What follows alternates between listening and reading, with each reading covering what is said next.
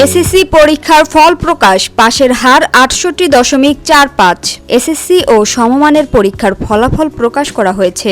আজ বৃহস্পতিবার দুপুর ২টায় এই ফলাফল প্রকাশ করা হয়। এবারের পাশের গড় হার ৬৮.৮৫। পরীক্ষার্থীরা নিজ নিজ শিক্ষা বোর্ড ও সংশ্লিষ্ট বোর্ডের ওয়েবসাইটের মাধ্যমে ফল সংগ্রহ করতে পারবে। সংশ্লিষ্ট সব পরীক্ষা কেন্দ্র বা শিক্ষা প্রতিষ্ঠানকেও ওয়েবসাইটের মাধ্যমে ফল সংগ্রহ করতে হবে। আন্তঃশিক্ষা বোর্ড জানিয়েছে, ফল প্রকাশের পর ১১ থেকে ১৭ জুলাই পর্যন্ত ফল পুনর্নিরীক্ষণের জন্য আবেদন করা যাবে। আবেদন পদ্ধতি সম্পর্কে বিস্তারিত তথ্য শিক্ষা বোর্ডগুলোর ওয়েবসাইট এবং টেলিকম বাংলাদেশের দেয়া বিজ্ঞপ্তির মাধ্যমে জানা যাবে।